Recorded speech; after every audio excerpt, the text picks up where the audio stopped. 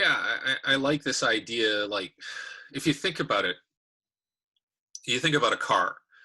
So, what is the average speed of a car going around daily in traffic? Like, it's 50 kilometers, 40 kilometers per hour. Like, and then you look at the speedometer and you're like, wow, it says on here that this can go probably like 220 kilometers per hour. Yeah, I mean, in Europe, it's different, right? In North America, you're like, well, most of the time you got to be between 50 and 120. Why does it go 240 kilometers per hour? Why do I need that, right?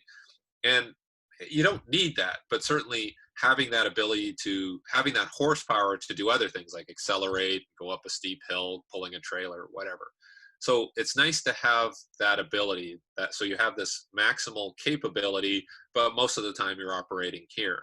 Now, if that if that ceiling on that car wasn't 240, it was 150, well, there's going to be more stress on the engine to operate at 50, 60 kilometers than if you had an engine that could operate at 240 kilometers per hour. So having more horsepower gives you, a little more durability. It gives you a little more, I guess, options. It gives you more options, right?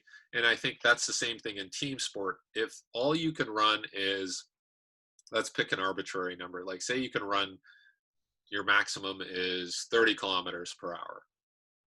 Okay, you can run, and that's, let's say 32. The reason I'm going to say 32 is that most of these e-bikes now only provide enough power up to 32 kilometers per hour for legal reasons, I guess. And I think even in certain European countries, if you have a bike that assists you over 32 kilometers per hour, like, you can get a fine, you can go to jail. So 32 kilometers per hour. Great. That's as fast as you can run. Well, that means your operating speed on the field might be 20 or 22 or 20, whatever it is, 25. Now, if your ceiling is now 45, you can run 45 kilometers per hour, which I think is closer to what the world record is, right?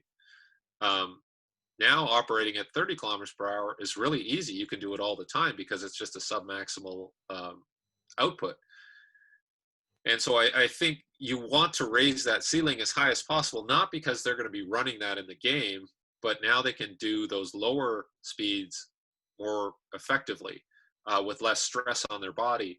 And they can do it more frequently throughout the entire duration of the game, right? And there was somebody had a great example. I think it was somebody challenged Fred Hatfield, which was like Dr. Squat, Dr. Fred Hatfield, to like, I think it was 400-pound squat as many times as they could. And I think there was a guy who was a bodybuilder and he did a lot of squatting at 400 pounds. It just worked on endurance at 400 pounds. And Fred Hatfield had done 1,000 pounds for one. And so somebody came up to Fred and said, well, this guy just works on endurance at that weight. He challenged you. I don't think you have a chance because he's so good at endurance. And then so Fred said, well, how much have I squatted? 1,000 pounds. What are we squatting at? 400. What's that? Well, that's 40%, right? And if you do the sort of math in your mind, you're like, 40% isn't really that much, right? So I think that the guy who was the endurance guy at 400, I think he did 26 reps, and I think Fred Hatfield did 45 reps at that weight, right? So even though he doesn't focus on endurance at a submaximal level, because he's so much, better at just his output is so much higher at a maximal level, now everything seems easy, right? And that doesn't mean you don't train endurance. I'm just saying, like, you want to train both ends of that spectrum. You want to be as fast as you possibly can be. And then if you're a soccer player, like, obviously you're doing some of the endurance running so that you can last throughout the game, throughout the season. But if you don't tap into that speed reserve piece and you don't try to increase your speed, you're going to be very limited in your abilities on the field. And if you do get up into a higher speed velocity band, you're probably going to be more susceptible to getting hurt because your body's just not used to it, right? It's just too close to your maximum. So that's how I have to explain to a lot of teams is why we're doing this linear sprint work. Like, oh, football players, most of them don't run farther than 10 yards or 5 yards. I'll hear that a lot. It's like, well, if you run them a little farther, they'll get up to a higher speed, right? And then that time when the game changes and somebody has to actually run that far, one, they're prepared, and two, for all those shorter distance runs, they're going to be better prepared because they're used to handling higher velocities, right? So, I have to go through that a lot. I have to explain that a lot with some of the teams and the coaches. So Talk about coaching linear speed for field sport athletes. Do you have any special considerations that you think of when you're coaching them, especially for, let's say, athletes that are not top level pros that have a lot of experience already with sprinting? Do you teach sprinting mechanics differently to someone who's going to evolve on a field in a sport versus someone who's going to be on a track? I don't think I teach it differently. I think your expectations have to be a bit lower.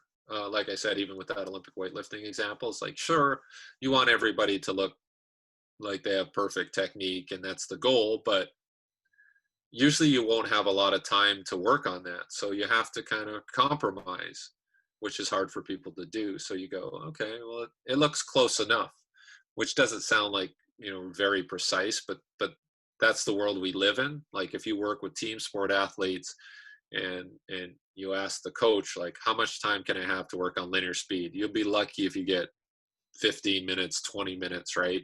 Including warm up. So what are you going to do with that time? Are you going to like meticulously work on foot placement and limb mechanics? And I mean, well, you might spend some time on it, but if ultimately you got to get them to run too. So as long as you know how to divide that time up and budget the time, you spend a little bit on drills, or maybe one day you spend more time on drills and then the next day you spend more time on just pure acceleration.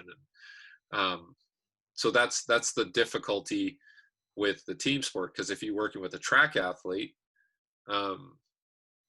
you have 2 hours to work on all of these things. Like that's what you do. You're a runner. If you're a soccer player, you want to spend time on tactical skill, strategic goals, right? And that involves, most of the time it involves you handling a ball. So it's kind of incompatible with what we're trying to do on the speed side. So you have to have a separate period of time where they can work on that. And as a physical preparation coach, you have to fight for as much time as possible. Because there is, like, even on the skill side, you could say, well, they need to put in this many hours on skill and this many touches and all this other stuff you hear. And there's a point of diminishing returns for everything. So, maybe, sport coaches don't think that way. They don't think of like, what's the sweet spot? Everybody looks at the 10,000 hour rule and think, well, it should be 30,000, rather than going, what's the quality of that time? So I think, if you can have a relationship with a sport coach and go like, hey, give me a little bit of time here. It looks like the guys are getting a little, or the girls are getting a little, they're kind of fading in your work and they're just losing their attention span. We can get them to do some sprinting and then you can come back and do more of your stuff. I think there's some validity and value in doing that. So, I just think it's different. And there's a lot of people who work in track and field saying, well, if I worked in team sports, I would do it like this. It's like, well, clearly you haven't worked in team sports, because they're not going to let you do that.